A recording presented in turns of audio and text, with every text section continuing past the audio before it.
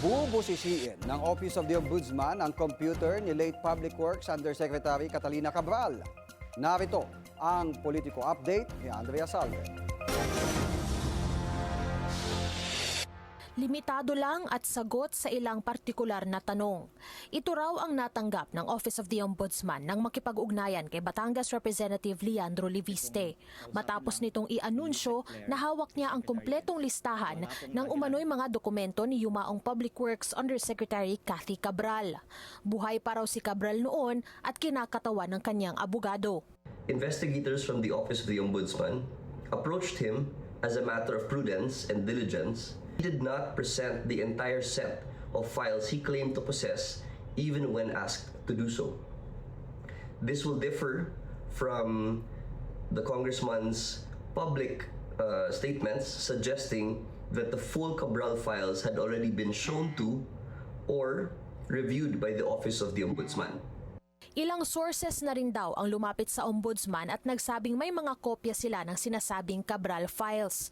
Pero mahalaga raw na matukoy ang original, secondary at third-party copies. Pinakamapagkakatiwalaan pa rin daw at mas may greater evidentiary value ang mga kopyang galing sa mga sangkot na ahensya at individual. Nasa kustodiya na ng ombudsman ang computer ng yumaong undersecretary. At sa ngayon, naghahanda na raw sila para sa pagsasagawa ng digital forensic examination dito. This will be done transparently and in coordination with the Commission on Audit, COA, with the DPWH, the Office of the Ombudsman, of course, and the PNP Anti-Cybercrime Group. And this is to ensure the integrity of the whole process. Nilinaw din ng ombudsman na bahagi lang ng investigasyon ang Cabral files. Kailangan pa rin daw suriin ang umano'y nilalaman nitong budget insertions na hindi agad matatawag na iligal kung hindi naman daw napatunayang dinaya, hindi nagamit ng tama o nailaan sa ghost projects.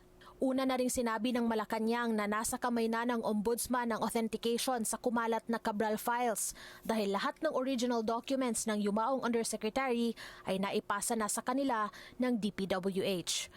Andrea Salve, Billionaire News Channel.